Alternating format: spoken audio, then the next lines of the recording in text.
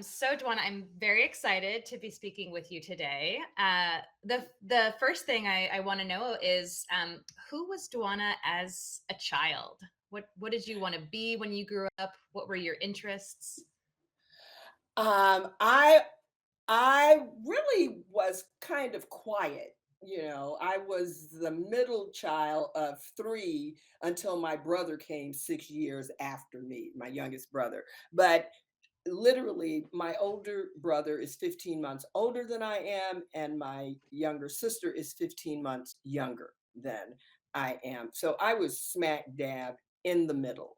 And so when you're in the middle, you're kind of not seen as much. The boy is getting all the love because, mama's first child is that boy. Oh, so he's getting all the love. And then the baby girl comes, and you're not the baby girl anymore. So you're just kind of like hanging out there. And I think I was in the second grade or something like that before my youngest brother was born. So, when we talk about 5 and 6, I think I was a little quiet and just trying to, you know, think about, well, what's where do I fit in?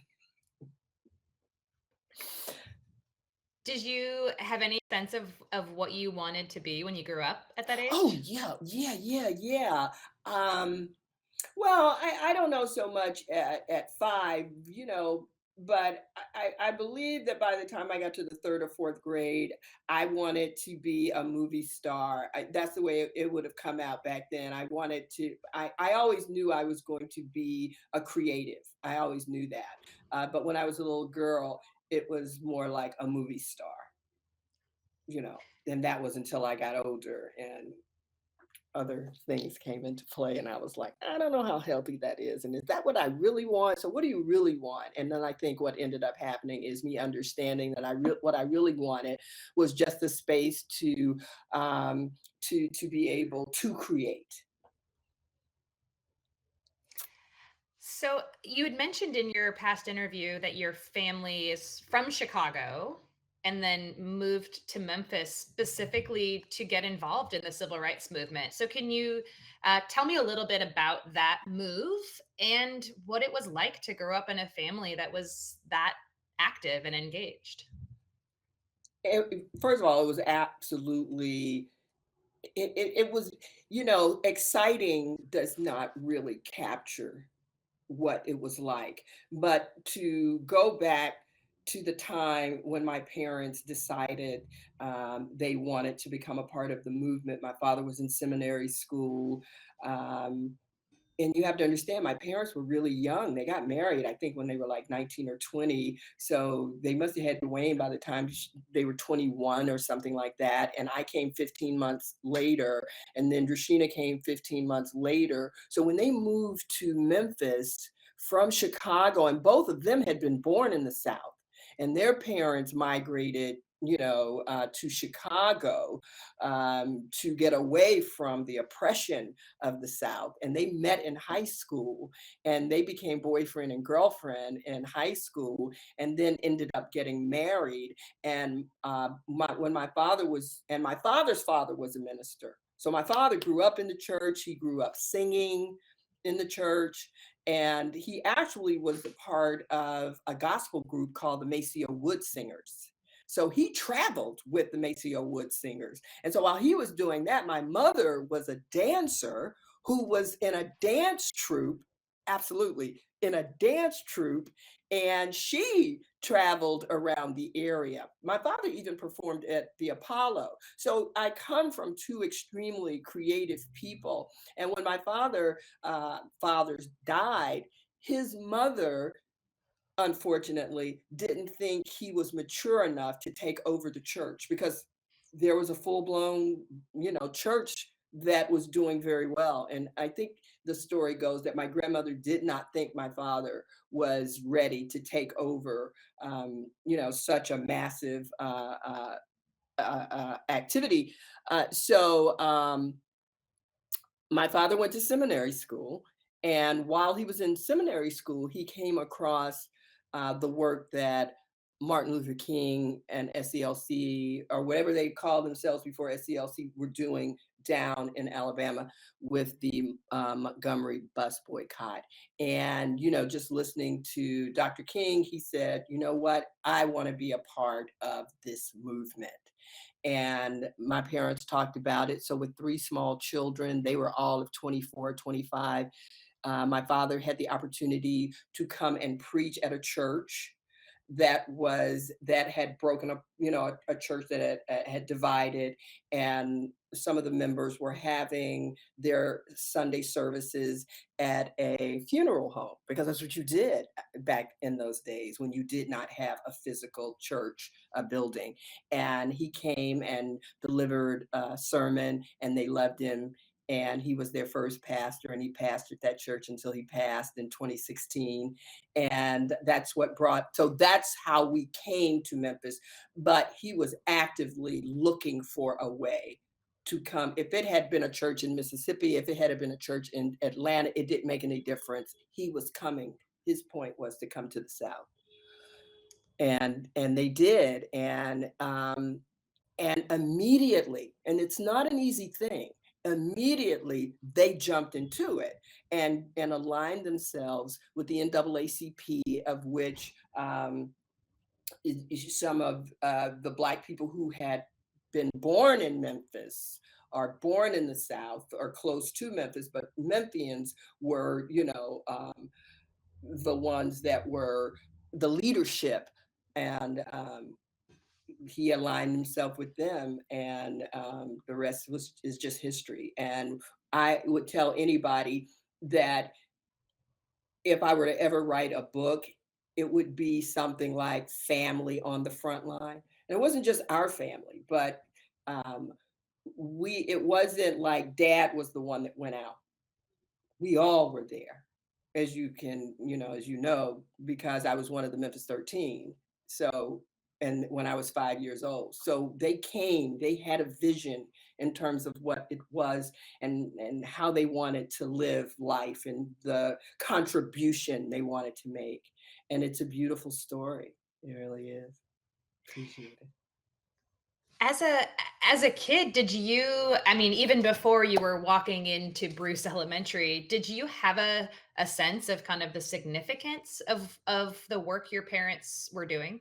Not at all. Not at all. That awareness did not come probably until I was older, maybe sixth grade or something like that, fifth or sixth grade. I mean, and maybe a little before, but by fifth, sixth grade, that's when you have a much better, a real understanding of what's going on, just in terms of the role that your family and your siblings, that you all are playing in the scheme of things. Because it's just your life.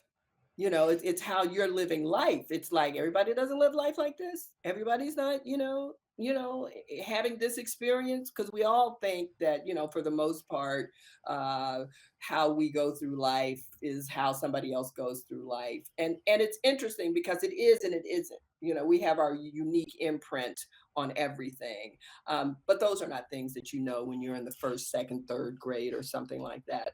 It starts, you know, I think some kind of awareness really started when I got to the third grade. And it was really interesting because my brother and my sister, I think we all had the same third grade teacher. And I think going through school and elementary school, that was the only time we all had the same teacher. You know, two of us might have had the same teacher, but this one particular teacher, Miss Evans, in the third grade, when we hit the third grade, all of us had that teacher. And I think my brother came in the third grade. I'm thinking something like that. Um, well, let's dive into school then, because I obviously have a million questions there. Um, what do you remember about when your parents first told you you were going to be going to Bruce Elementary? Well, I think I was I wasn't happy because I wanted to go to school where my brother went. I wanted to be with my brother, and so, well, no, you're going to do something different. You're going to go to a different school. He might come to that school later, but everything is going to be all right. You know, but I did not here again understand the implications of really what it was that we were doing. I'm just going to a different school from my brother, and I'm a little upset about that. And I think it wasn't until the documentary was done on the Memphis 13 that I realized that I never went to Cummings because I'd always thought, as I got older and became an adult, I always thought that I had gone to Cummings because my grandmother and I would go with my grandmother to pick my brother up sometimes, you know, and so I Cummings was the school. It was our neighborhood school. It was in walking distance. Bruce, I had to be driven to school, and then when we got older, when I got to junior high school, we took the bus to school. Yeah, but mostly I was upset because I wasn't going to be going to school with my brother, my older brother. Yeah. What were some of the things that you had heard or seen about Cummings that you were excited about? I don't know, just the fact that I felt safe. It was where my brother was. Other kids in my neighborhood went to the school, so it was just like an extension of my neighborhood. I saw kids, him going to school with the kids that that were in our neighborhood, and everything was great. And I maybe that's why I felt, that I wasn't going to have that, or were, because I didn't know if any of the kids that lived in my neighborhood were going to be going to the school that I went to. And I'm often asked, the 13 of us are often asked, well, how did you feel on that first day? Well,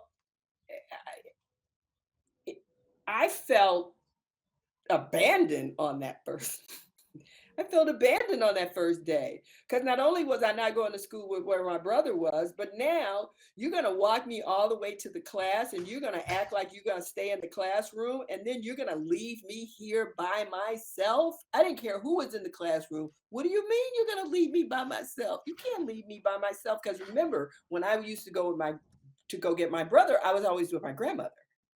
So I'd never been at school all by myself, you know. And I think I was more upset at the fact that, my father, and I can't remember if my mother, but my mother was there. So I'm pretty sure that she was there too. Everything was great until they left. And then I got like really sad and quiet, really sad, really quiet, because you don't know anybody. And that would have been the same thing even if I don't know, if I had gone to Cummings, maybe I might have known some of the people that were in my neighborhood. I don't know. And maybe I would have felt a little better, you know but I didn't know any of these kids. I'd never seen these children before you know Can you this is all amazing. Can you describe in a little bit more detail kind of that first day as much as you remember? So kind of did you have any conversations with your parents? Do you remember breakfast or what you were wearing or how you got to school?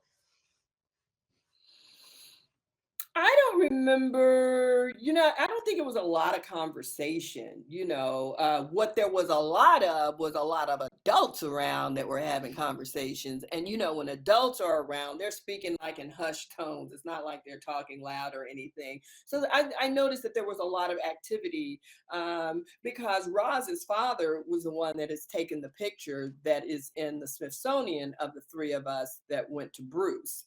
And that's my friend that came. Um, so I know he was there and he was taking pictures before we left for school. So, you like the attention. You like, children like pictures and, and all of that. we had police escort, so it was a lot of activity going on. So it was a lot of buzz going around, So I like that, but I really did like my what did you call them? Book satchels in those days. They call them book bags now, but I think what did we call them back in those days? Book satchels or something like that. I loved my dress. I loved what I had on. I really did. And I remember that. I remember going shopping for school clothes because that was always a big day for all of us to go shopping for school clothes and what have you. So I remember I did really like the clothes that I had. I liked my book satchel, and I was excited. I was excited. I was excited to go, but I was especially since my parents were going. I'm telling you, I was good until they walked out of the classroom. But yeah, you know, just supportive. You're gonna be okay. It's we love you. You know, how do you feel? You okay? Just and my parents continually did that.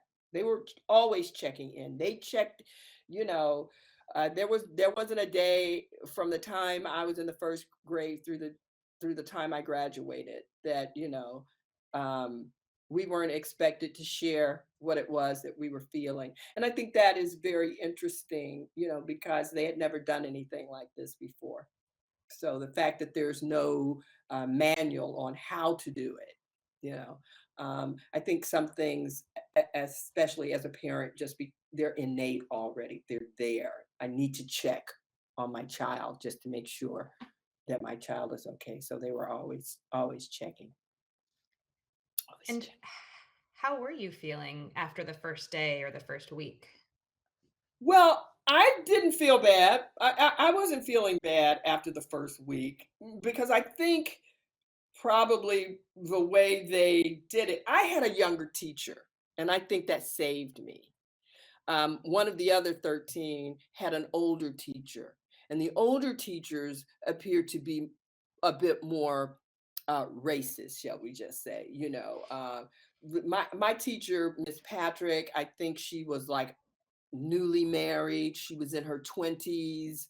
And, I mean, she might be considered what they call what are Gen Zers? Is that who we're with now? Are they the Zers? I can't keep up. We passed the Xers, right? And I read, but you know what I'm trying to say. She might have been a little more forward thinking.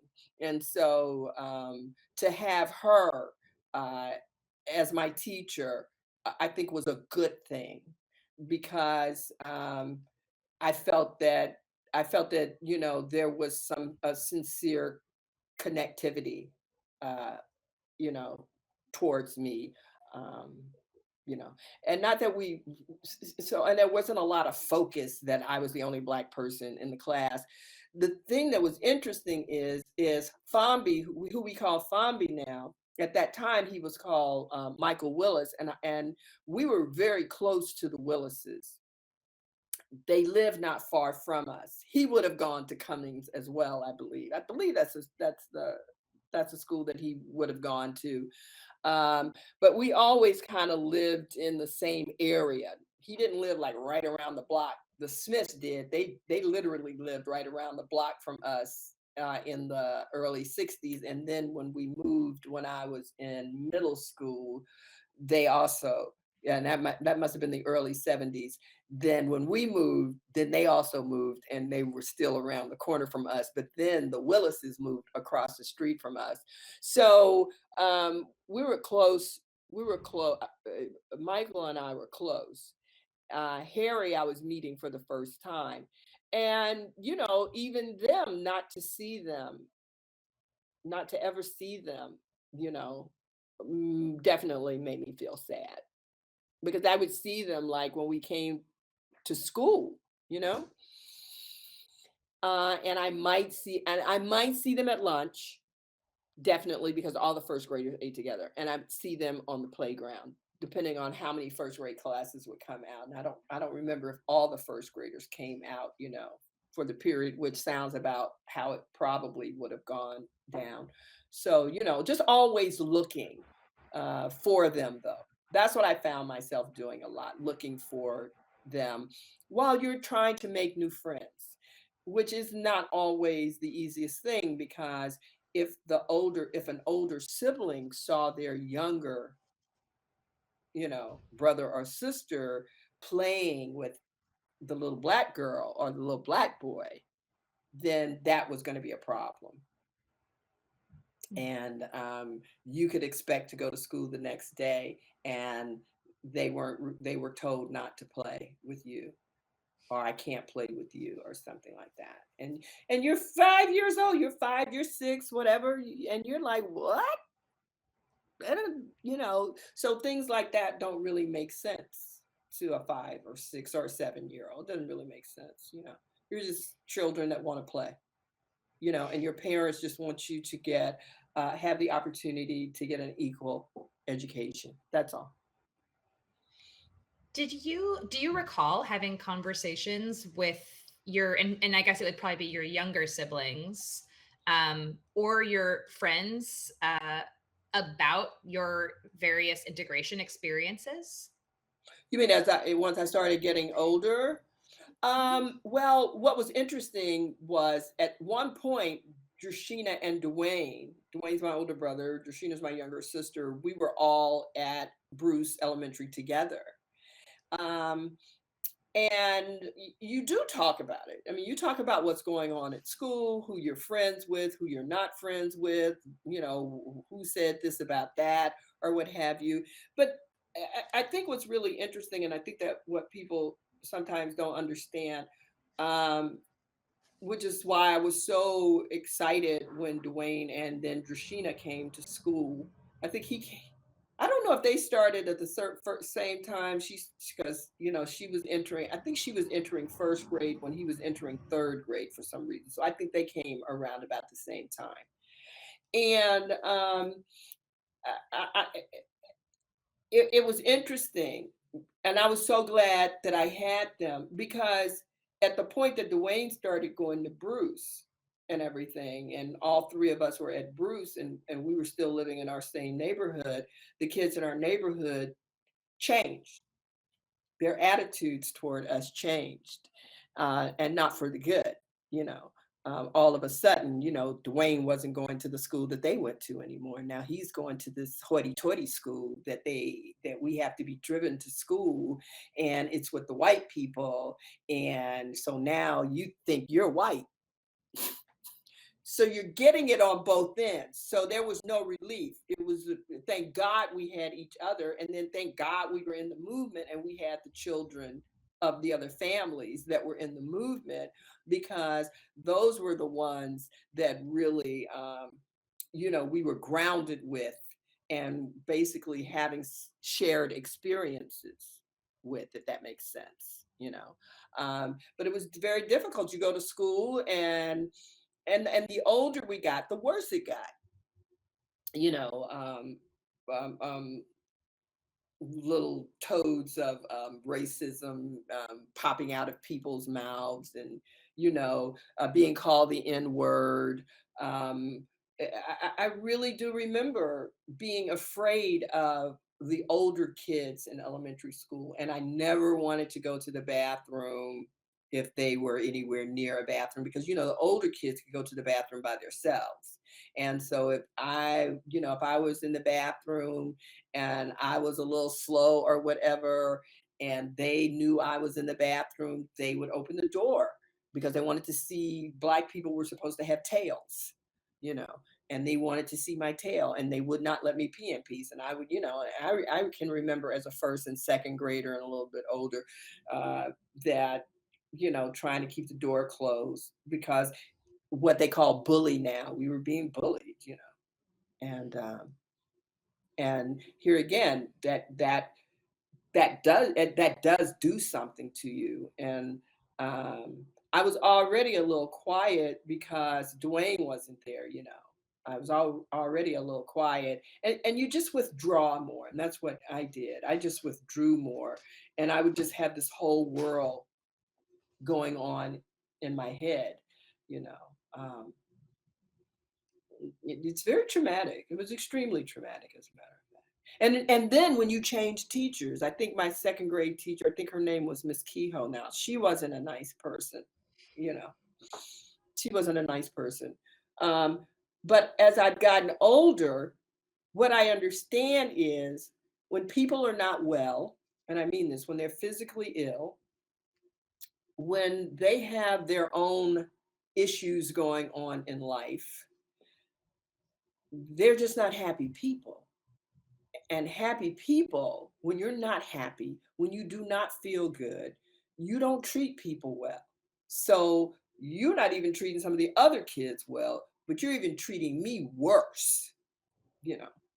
And so I think I could recognize that by the time I got to the second grade. So I think that that's what was really interesting when I go back and I think about the whole desegregation process. I know that it is about the diversity of people, even within the same, cultural group.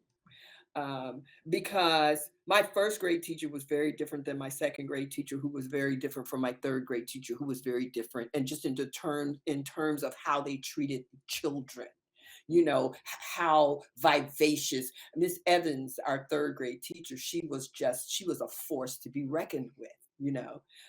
If there was a teacher that I liked the most in school, and I think we all did, and I even think she fought to make sure that she had all three of us. That's the kind of teacher she was.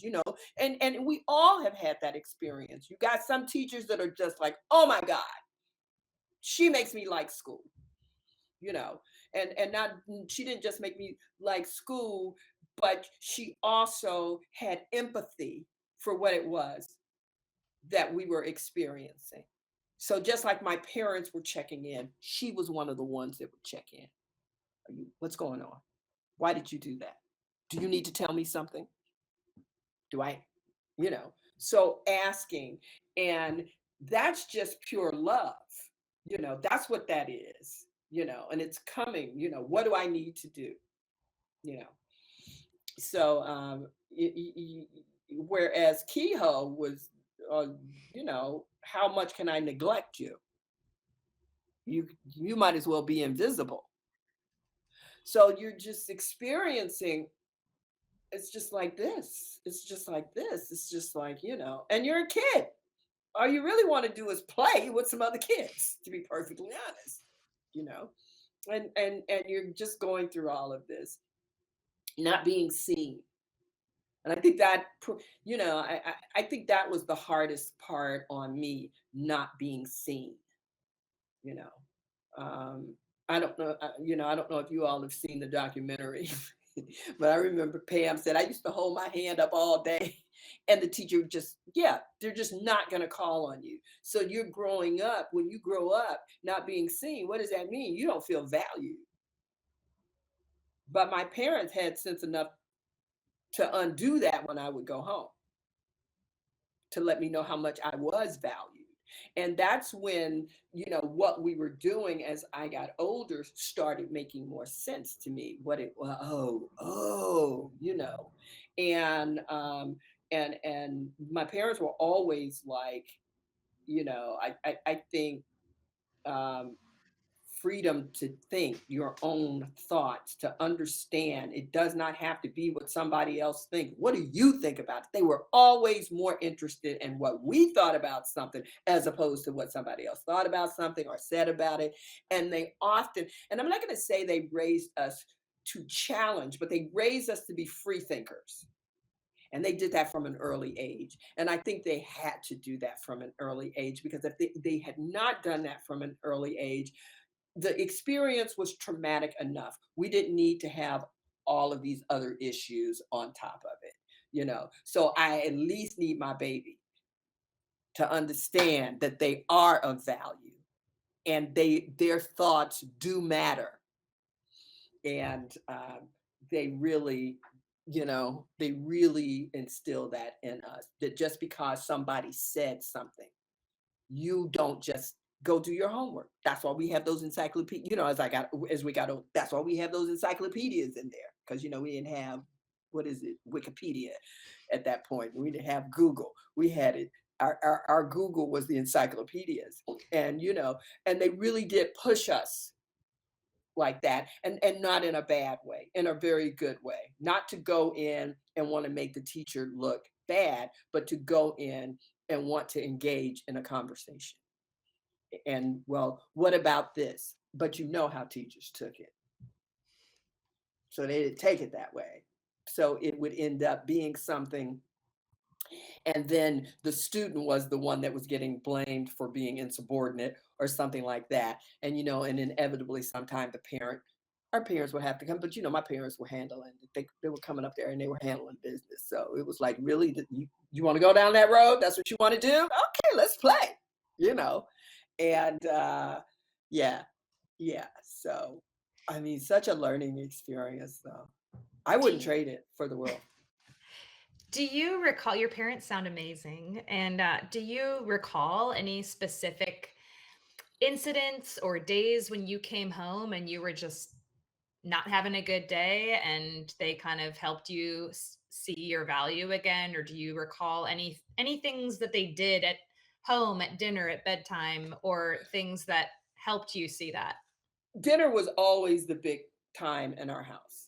It was that was the big moment. And it was so interesting because my father would just, be out fighting a good fight. My mother had a daycare center, because remember, she's the first lady. So, but when she started the daycare center, you know how it is. It started in the house before it went to a church because we had to get a church first. Okay. So we had to get a building and everything. And here again, the building that we ended up buying for the church was in a mostly white neighborhood at the time. And it was a white church. It had been a church that had been for white people, and so that was our new church. But while we were waiting for all of that to happen, my mother started the daycare center. So my sister, so I never went to daycare, but because I think she might have started it the year that I went to first grade or something like that. So my sister had the opportunity to go for a year or so, and I can't remember how long mommy kept it there because we lived at 1155 Greenwood at Macklemore, which is in South Memphis on a corner.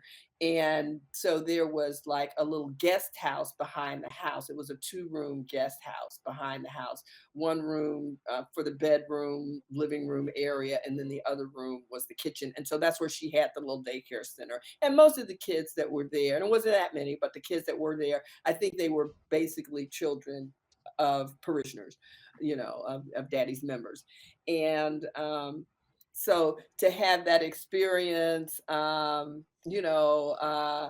they they were just, they were just always checking in and making sure. So on a bad day, you come home from school. If I got home early enough, I would help set up for the next day or clean up from that day or whatever, as I'm talking about what my day was. Or if I don't want to do, well, what's wrong, baby?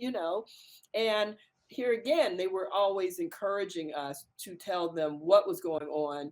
I know when I was older, I remember that Lamar Terrace was where some of the kids lived that went to school. And, it would be considered like a housing development.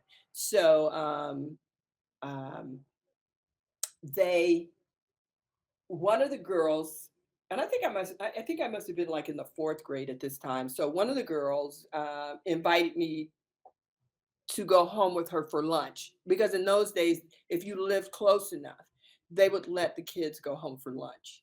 And I was going home for lunch. I went home for lunch with her, and it was really horrible because her mother was too embarrassed to let me in the front door because I can't. I think her name was Kathy.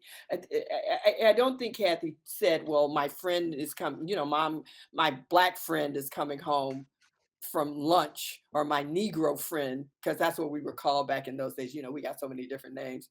I was a Negro then, and so my Negro friend is coming home for lunch. I don't think that's the way she, asked her mom. So she just shows up with me, and her mom, like, I see her, I remember her looking around and say, "Go around to the back." So we could go into the front of the house.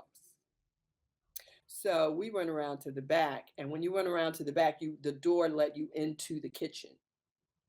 And she wasn't really very nice, but she didn't tell me to get out. She didn't tell me I couldn't come in. So, but I never went back again. I was never invited back again. And I could tell by Kathy that it was her mother was uncomfortable and Kathy was very uncomfortable, so it made for a whole uncomfortable lunch. And the two of us didn't feel good until we were on our way back to school. And that was we left that behind us, and we kind of picked up where we were before her mother opened the front door. But, and you don't know, you just know it doesn't feel good, you know. And then you start wondering, well, what did I do? And then, at fourth grade, you start, well, what did I do? And she's acting like that just because I'm black, and you experience that, but here again, less than 5 minutes when we were away from her and that energy, we were good. Her brothers, she had older brothers, and they would try to give her a hard time, but Kathy and I remained friends, and we played together on the playground and what have you. So, you know, um, because she lived in the housing development, and I didn't know until much later that Bruce and Bellevue and Central were really where a lot of the kids' parents were, what, the white collar workers. But Kathy's folks were blue collar workers. So she wasn't getting the love, okay, from some of the other kids. I just happened to be lower on the totem pole, but she was right up above me on the totem pole, if that makes sense to you. You understand what I'm saying? The point that I'm making here, which is what I come to believe, that the issues that human beings are really having in the world don't have so much to do with race. It has more to do with class. It has more to do with who's got money and who doesn't have money. And there's such a large gap between the halves. I mean, just, and in America, it's larger than any other country in the world. And and I think we are able to be controlled because we are we are conditioned to think that it has to do with race, but it really doesn't have to do with race. It really has to do with who has money and who doesn't. Because until Black people came to school, the white kids whose parents did not make as much money as the other ones did were the ones that got treated really bad. So, this thing of treating people bad is not something that just happened because we desegregated the schools. That has something to do with just humanities, people's hearts, and all of that, which is so interesting because that's the work that I do now. And I'm so excited about the work. And I'm so excited to even have the platform of the Memphis 13 to be able to go out here so that we can begin to heal what really is the reason we are all in pain. And it doesn't have anything to do with, I'm really afraid that because Black kids are getting ready to go to school with white kids, that it's going to take away from how they progress in life, because it has been proven that that was not the case when it came to integration. I know that was a I mouthful. no, it's amazing. I really want to come back to the work that you're doing today.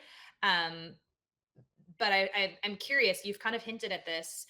At what point did you become aware that what you were doing was significant, or at what point did you begin to identify with the Memphis 13? And did it ever feel like a burden to be a kid and carry that responsibility? Well, by the time I was 12, because you have to understand, once we desegregated the schools, then we had to move on to the next thing.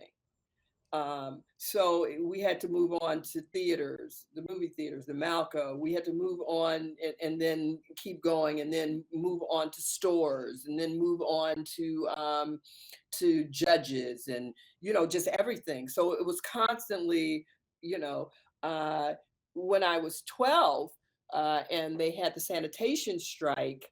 Martin Luther King was on his way to our house for dinner, and so by the time I was 12, I was extremely clear. That's why I'm saying by the time I got to the fifth or sixth grade, I was really understanding. That was really when I began to really understand what was going on and what our role was in this, and what this really all meant. But his assassination, it was no getting away from it. I was like, oh, I'm very clear now what all of this. So I was 12 at the time. And sometimes when I'm writing, I say that before I really had a chance to heal from being 5 years old, desegregating um, Memphis City Public Schools, Martin King is assassinated when I'm 12. And those are two extremely traumatic experiences. And I had the opportunity to meet him the night before. And I don't talk about it a lot, and I mean, because he was coming to our house, so, and we were all there at the mountaintop speech. And you know how you never want to be with your parents, or one with your parents, but, at the end of the rally, uh, we got to go up on stage because daddy was up on the dais, and mommy, and they were putting it together. They were putting the dinner together. They were coming up with, it wasn't like something that had been planned earlier that day. They basically were coming up with it that night, you know, after the rally. And and I never talk about it. He actually kissed me on my forehead. And I'm just now starting to talk about that, literally in the last, I don't know, year or so. It's just something that I never really wanted to talk about, because I can't imagine how I would have felt, if my father was taken from me and had kissed some other little girl the night before that whole thing, and I was old enough to have those thoughts, but literally to have a life where one day you are you know what joy is, and you're just at the height of it, and in less than 24 hours to hit rock bottom, and to know a grief and a sadness that you didn't even know existed in the world, and to hear it from other people, because I'll never forget that night of his assassination. And I know we're talking about desegregation, but that night, at the house, we were supposed to have people over for dinner, which was really going to be a joyous thing, and we were going to be doing the dinner before the rally, and a lot of times they ate after the rally, but they said we just want to do something small, because the rally on the 3rd had been so powerful. We're going to come back, and we're going to do this on the 4th, and we're going to get this accomplished, and we're going to be ready for the march, because remember, he was coming back to lead another march, because the one he had before had broken up in violence. And for something that was supposed to just be so joyous. And not only that, but I had only heard my mother make this noise that came out of her mouth once before, and that's when Kennedy had been assassinated. And I think when Kennedy was assassinated, I think my mother, the TV was on. I think my mother was in a room in the house, and she was about the old house, because at this point, when Martin was assassinated, we were in a new house. But I think when Kennedy was assassinated, my mother was changing a light bulb. And when she heard that he had been assassinated, I think she fell off the ladder. It wasn't like a big ladder, but like a step ladder. I think she fell off of the ladder, and before she fell, she made this noise, she this sound of pain and grief.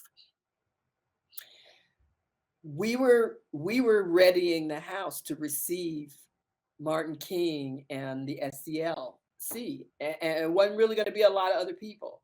And of course, the kids we were setting our table up in the den and setting an extra table up for all the grown folks in the dining room and what have you. It was a very small staff of people who were even going to be serving. They didn't even cook the food at the house. They cooked the food at the church because Jesse used to all Jesse when Jesse Jackson speaks, he used to always talk about hey, he knew that they were cooking the food at the church, so he went by the church and had gotten some food earlier while the women were cooking, and and they just loved it and everything. And I think my grandmother was there to serve. I think maybe two other women for church and my mother. Because my mother, we were 12, 13, 12, 13, 11, 12, and 13. And then my younger brother was like 6 or whatever. And it's so crazy because if you talk to us, none of us ate that night. And I remember all that food that we had at the house. And my youngest brother kept saying he was hungry and wasn't nobody paying him any attention because he was a baby. And I think he ended up eating a peanut butter and jelly sandwich or something like that. But when the call came in, my mother made that sound on the phone when my father told her that he had been shot. And I knew that it was not a good thing that had just happened. And she couldn't get on. By the time Pete told her, the sound came, the tears must just have come. I get chill bumps really thinking about that moment right now. And then, and of course we've heard the sound, so we're coming to see what's going on. And she turns around and you don't even at 12, you ain't have to tell me. I knew it was bad. She's flooded with tears. And it was like that night, instead of the rally, and instead of dinner and a rally, the men that came to the house, I'd never seen grown men weep. And I'm not talking about crying, I'm talking about weeping. And you didn't even have to be in the room, but what broke my heart was his brother, his younger brother, AD, came. And I think at this point they might have had us up in the attic or somewhere, I don't even remember.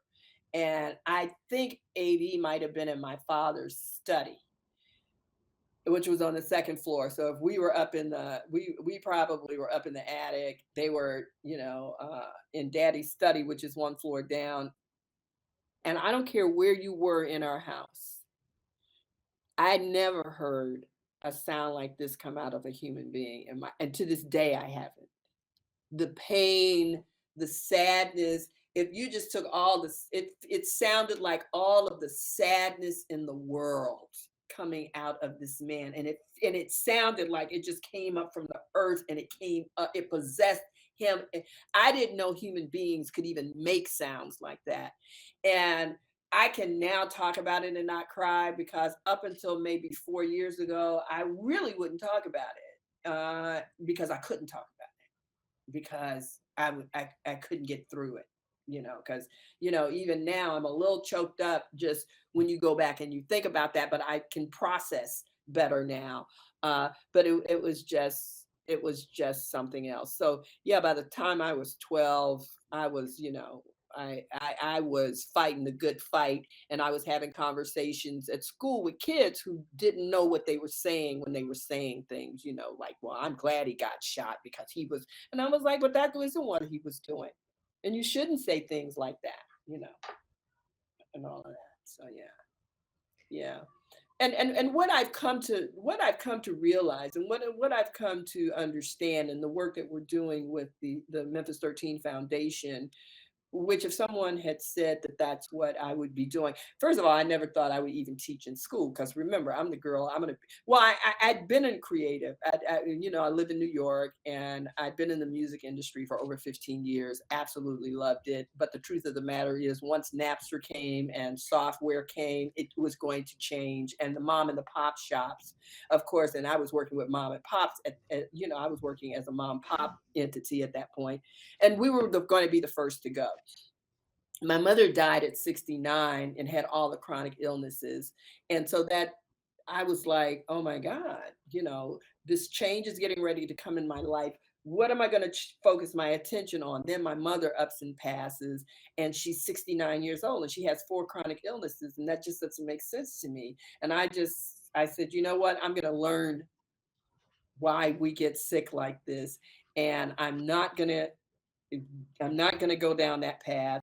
I'm not going to allow my daughter to go down that path. And anybody who will listen, I'm going to make sure that they can make a choice because they have the information and they know. So I've spent a lot of time in the wellness industry, and I really feel like everything that I do is really based in healing, because with what the Memphis 13 is doing right now is the foundation. We are preserving the legacy of the Memphis 13, because people in Memphis don't know this story because it was nonviolent. Had it been violent, everybody would know this story. But why don't we ever want to celebrate ourselves when we do something good? And it wasn't something, and it wasn't something that was just good in Memphis. It was good in other places. What was negativity attached to it? Absolutely. Was trauma attached to it? Absolutely. But at some point, we have to understand that it doesn't make a difference why or what side you're on. Pain is pain. And people who are in pain do not make good choices. So how do we get over the pain? So it's not just the Memphis 13 and we were traumatized, and I remember at the press conference in 2021, when we had the press conference at Bruce, I said, I'm not going to sit here and say that I feel like the white parents were right, you know, in how they felt. But if that's what they felt, that's what they felt. And that was real. So I can't take that experience away. And if it hurt them for whatever reason, even if they're thinking that their kids are not going to be who they think their kids are going to be because they're going to be going to school with these black kids, if that's what you think, that's what you think. So, and you're in pain because of it.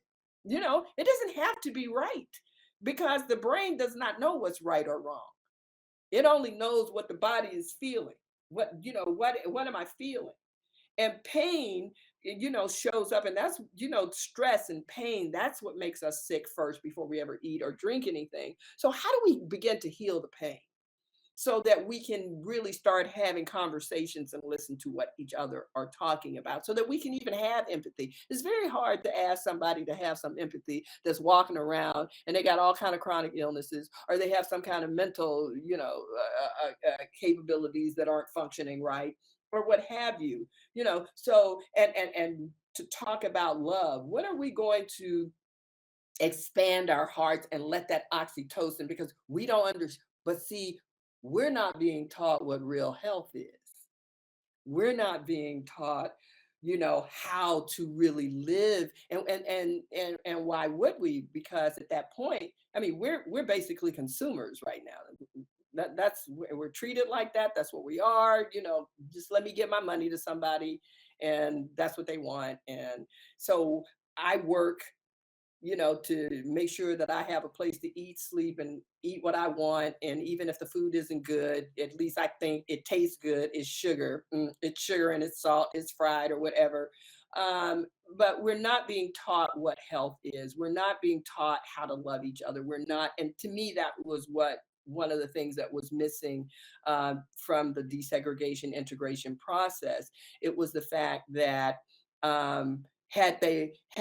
had they really wanted it to work, we would have had support systems in place so that we could all turn this corner together, and we could do that in peace, and we could do that in love, because there are numerous times where black people and white people have done many things together, and some forces have come along to undo it on purpose, because they don't want us to do that, and they cloak it in racism, but it really has to do with money and the control and power, and what that looks like and what it does, if that makes sense. It does. It does. I'm ready to get up and cheer. um, You I think you mentioned in, either the documentary or your past interview that you might have been one of the only Memphis 13 members to remain in integrated schools through 12th grade. Can you tell me a little bit about why you think that was, and maybe what impact it had on you long term? Well, um because it was part of what the process was, and when we start processes, we need to see them through. And so once again, to start the process and then to abandon the process, you know, um, you can't get a true read on that process when because at some point somebody's going to go back, and it has been done by Rucker Johnson, whose mother was the superintendent of schools for many years, for somewhere between 4 and 8 years, I think. And I don't necessarily think that she was from Memphis, but I think she still lives here. And I will be seeking her out because we definitely want to do some things with Rucker, because I'm so proud of the work that we're doing with the Memphis 13. But so you have to have people to see it through, so that when someone like Rucker comes and he talks about a 15-year period where people want to think that integration didn't work, but he's done the science behind it. He has the charts. He's talked to the families. He's seen, he has gone back. I think the book is called Children of the Dream, and I can't wait to get it. Because I'm always listening to. I go back and look at lectures that he gives and interviews that he gives, and he talks about how successful it was and how the children in the first 15 years. But if you don't have anybody that's staying in the process, if everybody's going to pull their kids out, then you can't get a read on it. But there were enough people that did leave their kids in so that you could actually go in and uh, um, put studies together. So he talks about how successful it was, and so we needed to do that. So I think me, my brother, and my sister. I think my sister went to Snowden at some point, but came back to Central. And I can't remember why she went to Snowden, but I think she went to Snowden for a year or two, but then ended up coming back to Central. So once we went into the system, we all did. But of the 13, I was the only one that actually went from Bruce to Bellevue, which was right across the street, and then Central High School, and graduated from Central. Um, I think I graduated in, I don't know, 71, 73. I can't remember that at this point. But also, but we all graduated from Central, you know.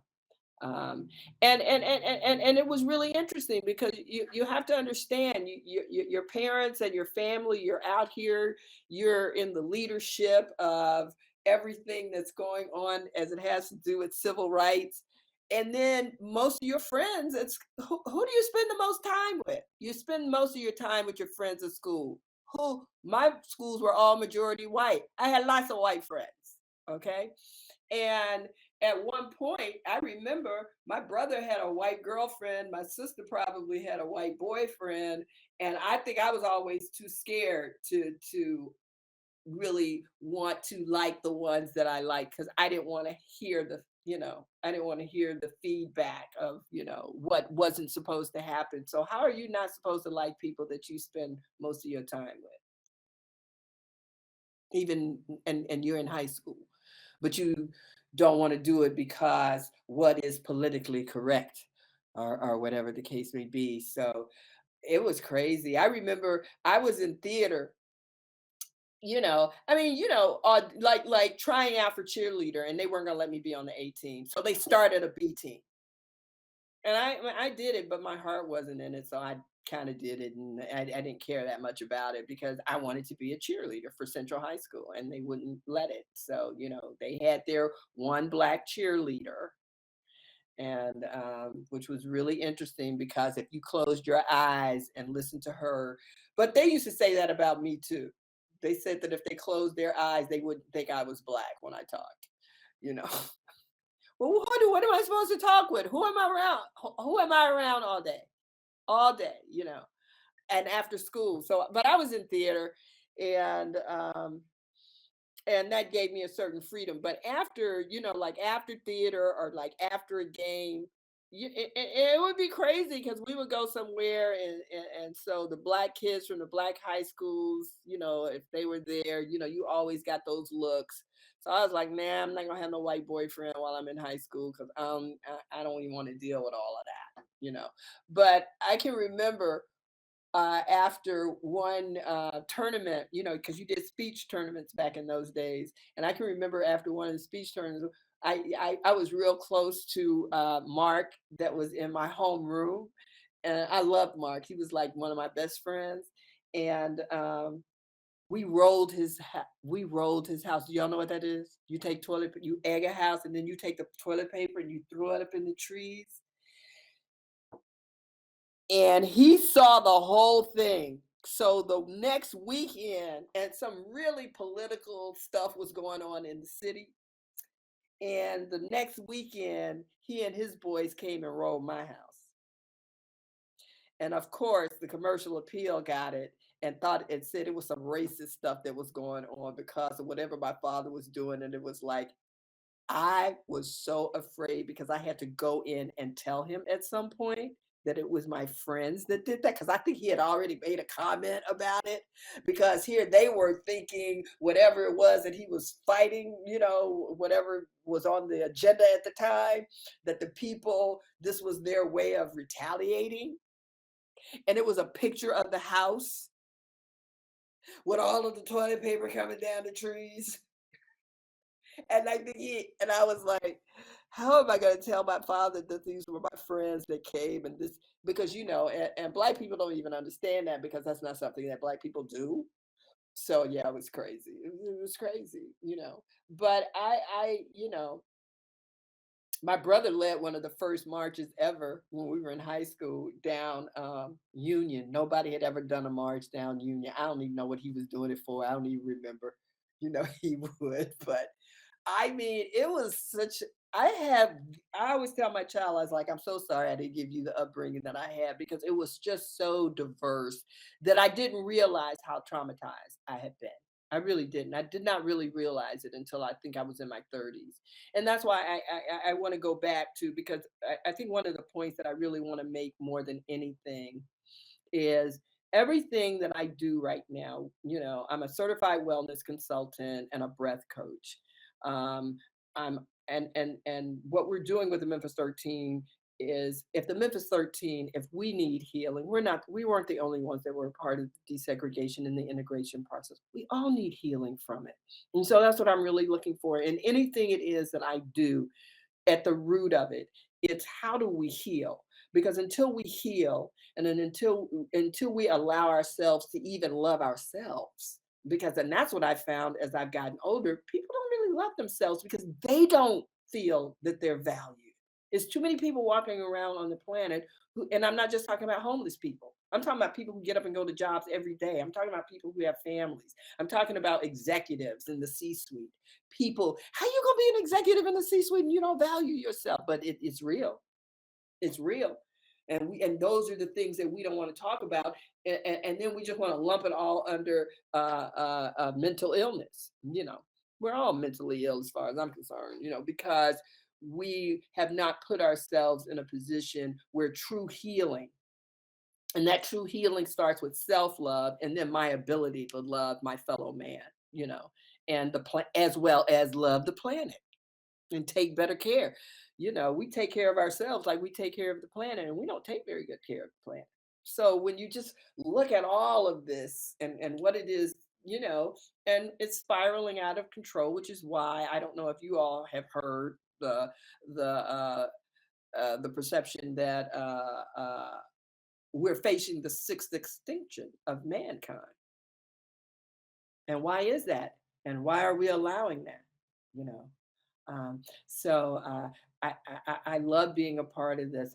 I love stories because I totally believe.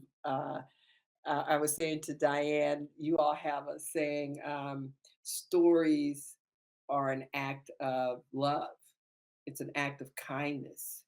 And when I can listen to your story, when I take the time to listen to your story and you take the time to listen to my story, then we really will begin to understand that yes, they're different, but they're very much alike. And what you're feeling is the same thing that I'm feeling.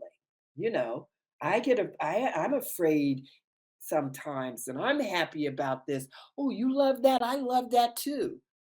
You know what happens when we really start listening? So for me, we get the opportunity with the Memphis 13 Foundation platform to create and curate experiences where people will have the opportunity to come in and watch the film like the Memphis 13 and then have a conversation, but maybe not just have a conversation, maybe we'll do a breathing exercise. Maybe we will do something that will start allowing us to learn how do we tap into our hearts and release oxytocin, which is truly one of the most healing hormones in our bodies.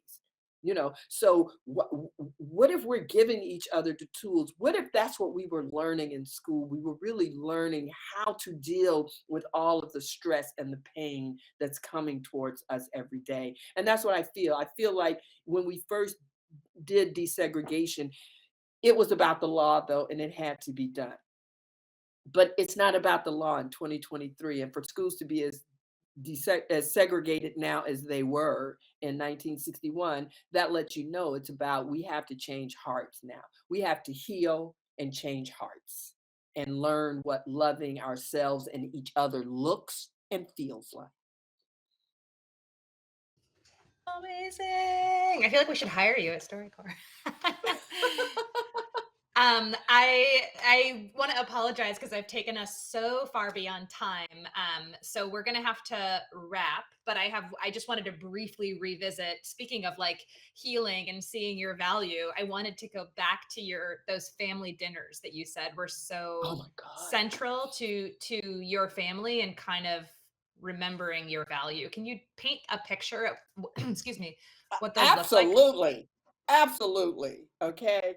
Um, because my mother was adamant about us sitting down. Now, Friday we might be able not to have to sit together at the table, or maybe one day on the weekend. My mother was adamant about us sitting down together and having dinner as a family. So that was first, and it was always crazy because my daddy was always coming in, and we wouldn't. She'd be like, "One more minute, one more minute." And he wouldn't be there in that minute. We would sit down. It was almost like as soon as we sit down, the car would come down the driveway. So we would wait for him to come to the table. Now, that wasn't all the time, but it was a lot of the time. And we had that dinner table. First of all, my parents spoke Pig Latin, and they didn't know we understood the Pig Latin. And we didn't tell them for a long time. So they would be sitting there talking Pig Latin to each other about what was going to be going on later or whatever. And we would be like acting like we didn't know. And we were just like, we know exactly what y'all are talking about. And so, but it was also the time where they would go around the table, and that's when we would talk about how was your day at school today? But they would talk about how their day was as well. And or we would talk about and they would listen, and we could all weigh in. And that's the part that I'm saying, this is how they trained us to become free thinkers.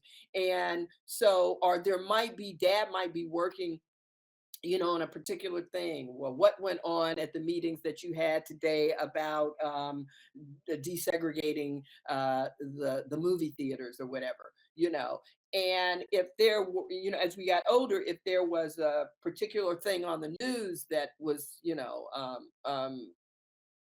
overshadowing everything else. Well, what are your thoughts on that, Dwania? And if you didn't have a thought, they would be like, okay, we're gonna go because and they would go around the table. So everybody had to say something, you know, whether you knew about it or not. So if you tried to back out of it, which I was always trying to back out of something because I used to sit. My dad used to sit at one end of the table, and my mother sat at the other end. My sister sat by my mother. I sat by my sister. I sat by my father, and my father sat at the head. And then I think it was my older brother and my younger brother sat close to my mother. So that was the kind of the way we were sat at the dinner table.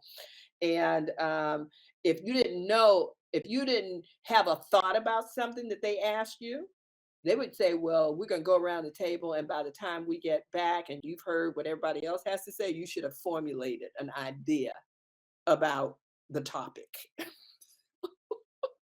they would go around the table, come back to and I'm not going to say that happened at every dinner, but more times than not. It did, because daddy did do revivals and things like that, so he was traveling a lot.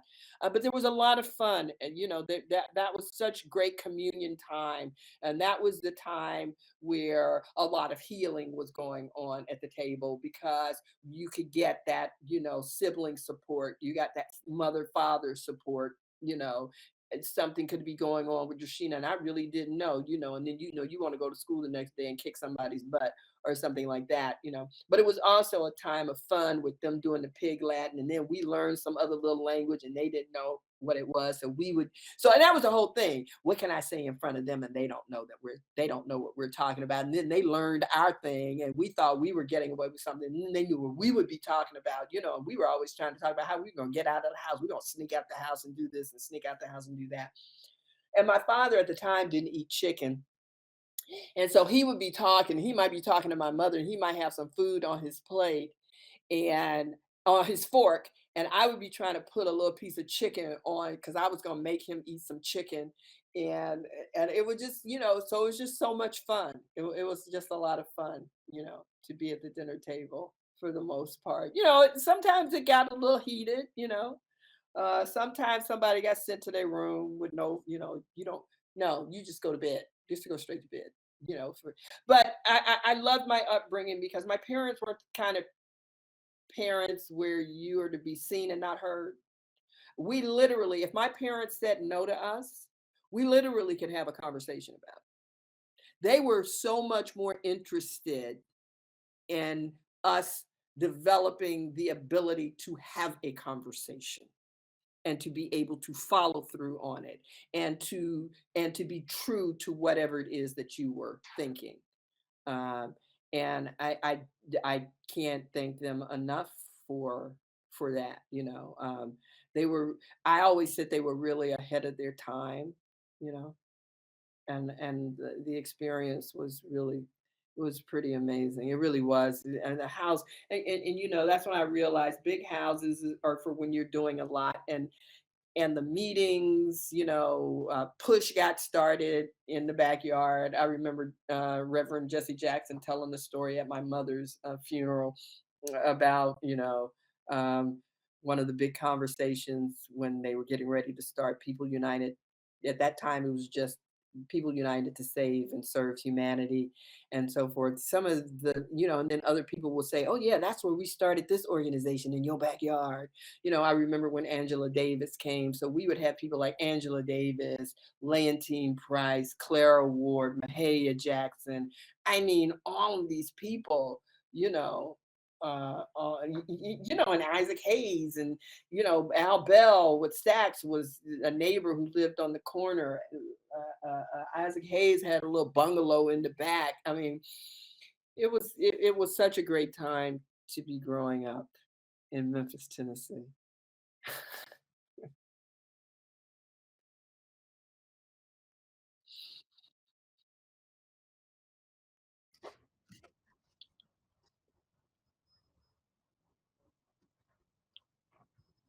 I just want to say thank you, Dwana. This has been amazing.